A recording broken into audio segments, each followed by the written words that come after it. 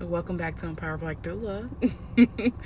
I'm sitting in the car at Publix, y'all, getting away from my baby for a little bit, a little me time, grocery shopping. Isn't that funny? Me time when your mom is grocery shopping. Go figure. But today's topic is going to be about prepping for labor. Recently, I had a comment on my Instagram page and somebody asked me what I did to prep for labor. And honestly, I feel like my approach was extremely unconventional. And I really wish and I hope and pray with this video that more people take this approach versus doing the most conventional things that people tell you to do to prep for labor. So this is what this video is going to be about. So stay tuned. I could blame it on your lips, your touch, your kiss, real traditional. But your love's too original. You were ready.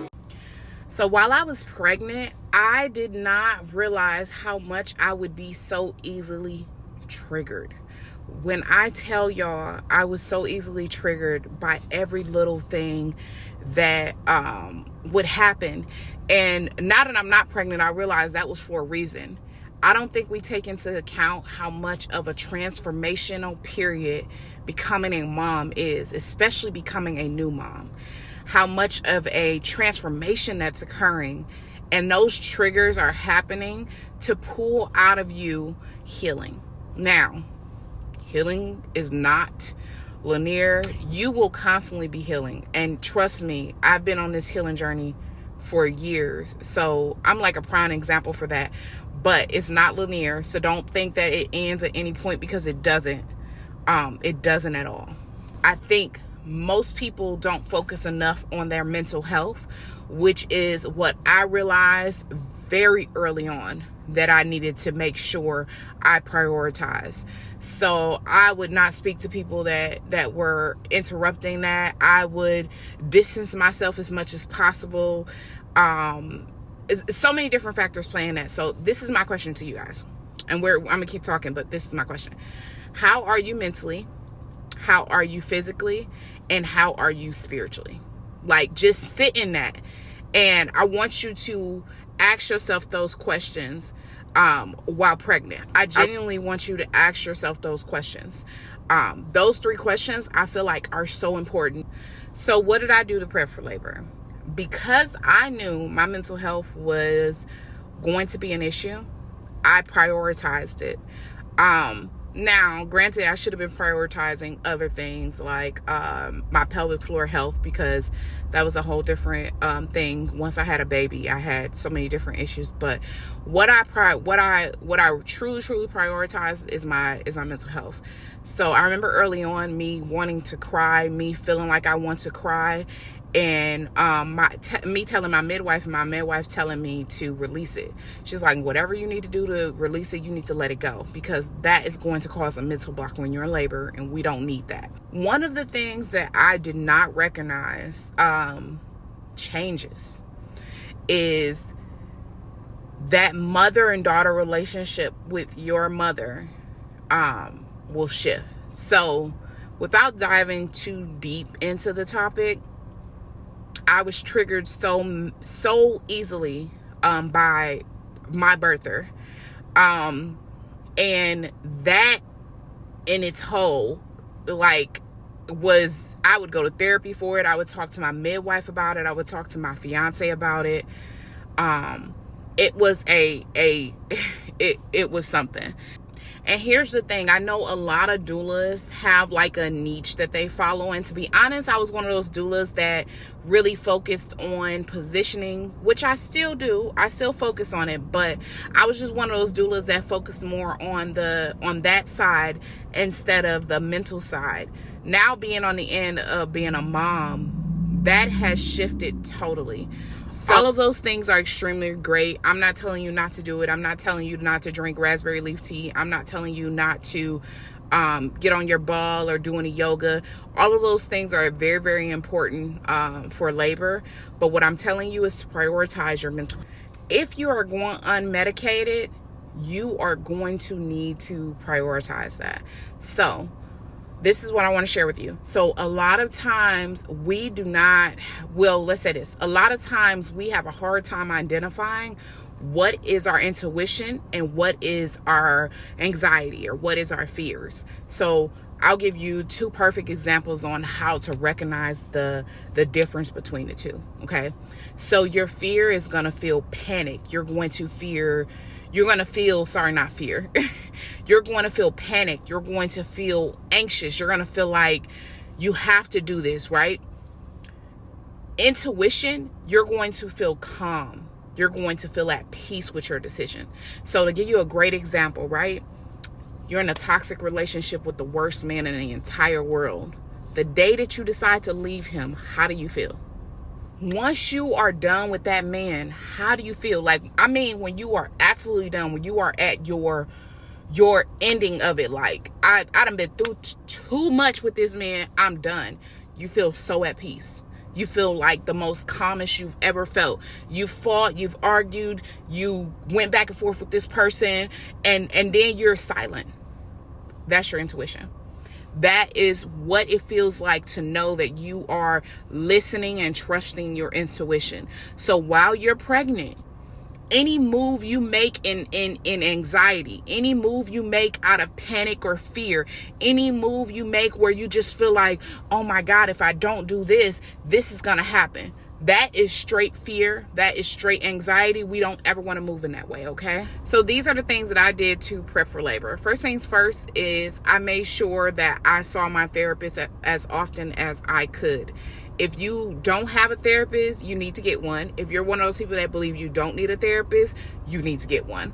I am a huge advocate for mental health and therapy. So I saw my therapist throughout pregnancy, and it was extremely vital and important, especially considering the fact that I was constantly triggered by my own birth, or my own mother. So that therapy session was extremely important as well. So another thing I did is that I would constantly talk to my partner when I was going through things or when things were coming up as they were coming up. I wouldn't hold it in. I would discuss it with him. I would discuss it with my doula. I try not to bother her too much because she was in her first year of postpartum, but I would reach out to her, especially as I got closer to my delivery, me delivering my son. I definitely prioritized it a little bit more, but my fiance was my go-to. I would talk to him about everything, and I would work through it, and I would unpack it, and I would wait. I would continue to talk about it until I got to a place where I was satisfied, to a place where I felt like, okay, I got out what I needed to get out. Another thing that I did was I meditated. I did hypnobirthing as well, and I meditated. I meditated very often towards the end of my pregnancy because I had so much anxiety, and that meditation was 100% helping me. So I meditated as often as I could. I fell asleep while meditating, fell asleep while doing hypnobirthing. I really made sure that I prioritized it.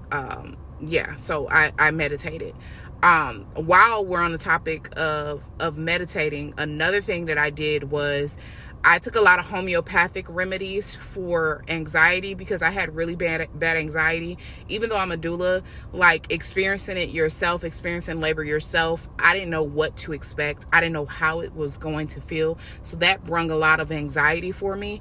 So I made sure I was taking things for, but that hypnobirthing was 100% helping me. So if you have any anxiety, please figure out a tool to work through it, because that can 100% block your labor if you don't.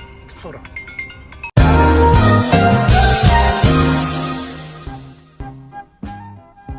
I went to a public for away, babe. I have no entertainment system. I speak playing 100 different games. What play with my baby? It's like you're separate from crying and distracted until you get your attention. Yeah. Get your ass home now. A few moments later. So if you watched my labor video, you know I went to 41 weeks and 5 days before I gave birth. So I had to release a lot of fears. I put my phone on Do Not Disturb. I didn't even answer the phone to my own mom. I ignored everybody towards the end of my pregnancy. especially after 40 weeks, because I really, really needed it. And every day I was working through fears. I was working through the whole, oh, at 42 weeks, you have to be transferred to the hospital thing when you choose to do a home birth. I was working through so much, and I'm glad that I had that space to do that. Now, of course, I drank raspberry leaf tea. Of course, I was on my ball. But those are the things that I did to prep for labor. I feel like it's unconventional because a lot of people don't think about, doing that stuff. But no, this needed to be together, okay? I also didn't stop working until 38 weeks. So I worked up literally until the very end of my pregnancy. And we're going to end this video off with saying, so obviously, like, do all those other things, right? But really pay attention to your mental health, because I promise you, when shit gets real in labor, you're going to need to pull something out of your soul to be able to pull through, especially when you're going unmedicated. So I would love to know what you wish you prioritized during your pregnancy if you are not pregnant anymore, or what you wish you did more of. Like, I would love to hear from you guys. But this is just my experience. I know everybody is different. I know everybody prioritizes what they want to prioritize and do what they want to do throughout their pregnancy and their labor. But I think your mental health should be top priority. So, bye. I could blame it on the physical. I could blame it on your lips, your touch, your kiss,